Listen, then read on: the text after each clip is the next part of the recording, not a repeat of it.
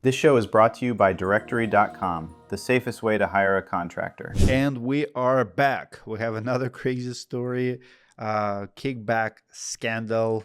Brent has the details. Go ahead, Brent. Yeah, so this might be the biggest heist that you've never heard of. When disaster hit Alabama, federal relief money poured in to help hurricane victims find shelter. But behind the scenes, something else was happening. This is a story of how a storm turned into a payday for a group of insiders and how the truth finally came out. So here's what happened. This was a while ago.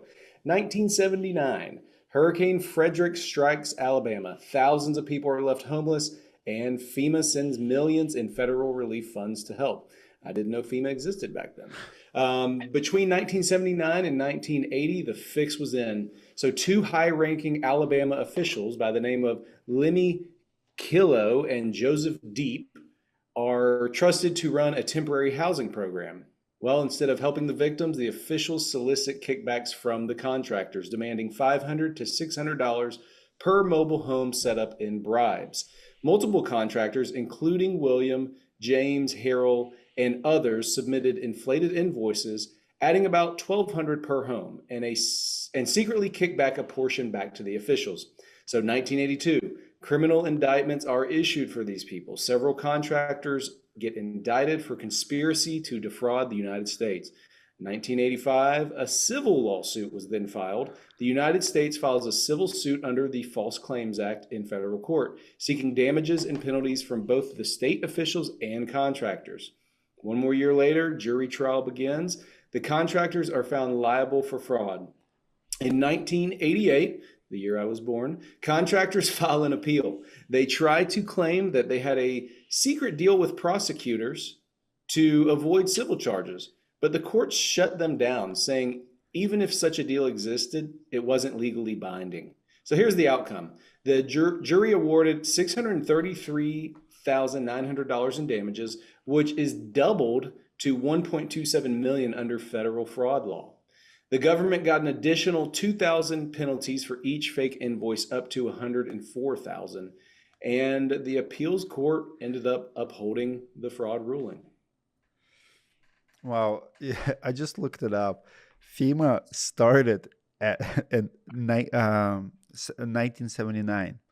So, and immediately, the very first year, so FEMA scamming people and frauding everyone since 1979. Like literally, like this is one of the very first cases since just the beginning. So it looks like it was inefficiency at the back. What do you guys think about this one? I mean, I know it's kind of boring. I mean, fake invoices and stuff. Here's the thing.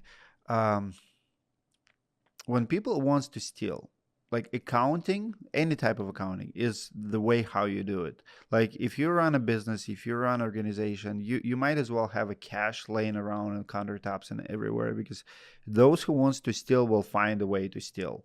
And my philosophy professor used to say that if someone's well-being depends on someone's signature, that's the room for corruption.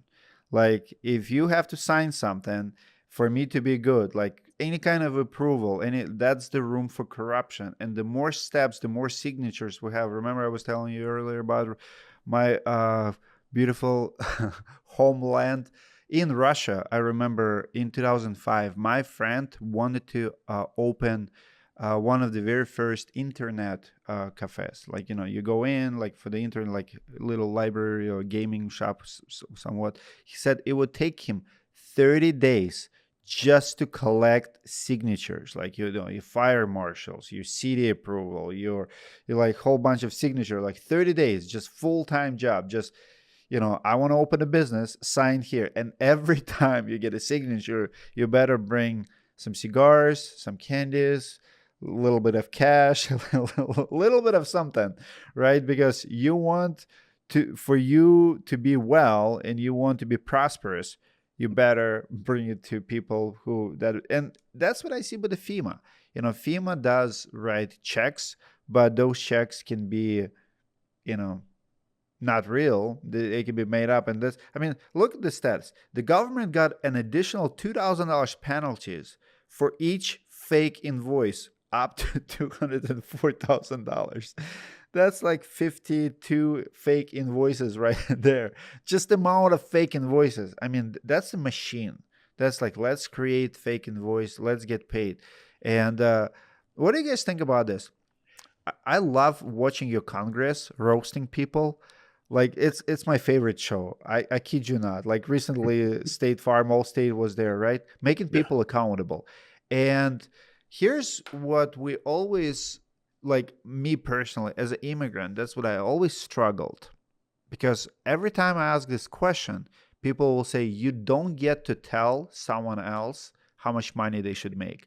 And but I've seen it at the Congress when they really roast someone. Let's say you work for Department of Defense and you making some bolts, and they would say like, "Here's 8 bolts, and you charge $3,800 for 8 bolts." Why is that?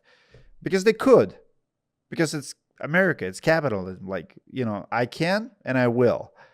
Who are you to tell me no, right? So the conflict here is, if you can charge more, what most people would, right? So what's the reasonable, or I guess market price? Because that's what we see a lot in the marketplace. Like after the storms, contractors doing, we can't inflate our prices, but everybody's doing it. Everybody's charging a little bit more. Supply, demand. So where do we draw the line between supply and demand, and between pure corruption? Like, no, you can't charge that much because we're just paying for it. Well, and I think something that's confusing in two of these cases that we've talked about, you have contractors getting these requests from government officials. Yep. So, Yeah. I'm not trying to give the contractors a free pass here. You should have some common sense and enough intelligence to know that, hey, this isn't right. However, it's coming from the people writing the check. So you're sitting here thinking, well, I know in their mind, they're like, well, if I don't do this, someone else is going to get the money. You don't know the situation of the contractors. Again, I'm not giving them a pass, but Sure. I'm sure they thought, well, this is coming from these Alabama officials. And just like the first case, the other government Yep. officials, they're the ones that would get me in trouble in the first place. So if they're telling me to do it, then I guess it's okay, But I have seen this firsthand in construction. You'll have a property management company, and you'll have their representative who says, hey, I'll give you this job, but I want, X% back. We'll call it a finder's fee. That's real big. Yep. But, this is I everywhere. think it's illegal in Florida, right? Like Yeah. if they'll catch you, it's illegal. Like you'll get, I don't know who would prosecute it, like those Well, kickbacks, but well, I think there's another layer here too, Brent. Too is like when you say that they went and demanded the $500 to $600. Like, I also wonder, as a contractor, is there fear of retaliation? Right. So it's like, I'll never work in this town again. Like, this is all I know is to build these houses and put this stuff up. So if I don't give these kickbacks back, I'm never going to work here again. So like, what's the retaliation here? Like for future inspections and future work. So like, I think that there's another layer of deception here too, of like not giving them a pass, but like, what would I do in that situation? It's like, well, this is the only place I know to work, and you're telling me I can never work here again unless I give you the $500. Like, I could see Yeah. them siding on that, which is still terrible, because I think that is what came up, because when you look at the timeline in 82 of the indictments, and then 88, when you read it, they said they had a secret deal with the prosecutors to avoid the civil charges. I'd love to hear Clay's version on that too, but like I feel like there was something nefarious there too, that they really thought that they were doing the right thing or trying to preserve their own businesses here. They very well may have. It's so opaque, it's hard to know and hard to say. And this one's a while back, but what stands out to me, what's notable about this, and Dimitri, you highlighted it, like FEMA was brand new in '79, and immediately the kind of attempts at corruption start. But look at the response that happened back in the late '70s and early '80s. Like, there was criminal prosecutions issued. There's civil lawsuits that were executed and prosecuted, and they wound up actually paying the damages, and you had both criminal and civil penalties that all played out. And it only took 8 years. compare that to the first story that we did after Hurricane Sandy. It's a 12-year timeline. Charges wind up getting dismissed. There's some backroom deal settlement on the civil side. No civil lawsuit by the United States or by the state. Like, there's these backroom deals. Like, you would like to think that corruption is decreasing. Examples like this tend to make you believe that corruption is increasing, which isn't all that shocking. As the dollar amounts grow and the opportunities grow for corruption, we see more and more bad actors. I mean, how do you fix it? Really smart guardrails put in place by sharp people, and somebody has to be watching. Like, there has to be measures of accountability that aren't overly onerous on these organizations who have limited funds to be able to do their oversight. But man, we got to do something so that you don't have people getting away with cheating so frequently. That's so costly to public confidence and to good programs that people need. Well, in Great both highlights. sorry, Dimitri, but in both cases, it seems to just be they're going after the contractors. In the New York City one, the first case, the city was not held accountable, and I don't see anything in this one where the officials, like, what happened to them. So it seems like that piece is missing from both of these. Accountability. It's the immunity the originators of these frauds. Like, what happened to them? So yeah, it's the bad actors and the immunity. Power brokers behind the scenes making sweetheart deals to avoid, penalties and accountability on themselves. Yeah.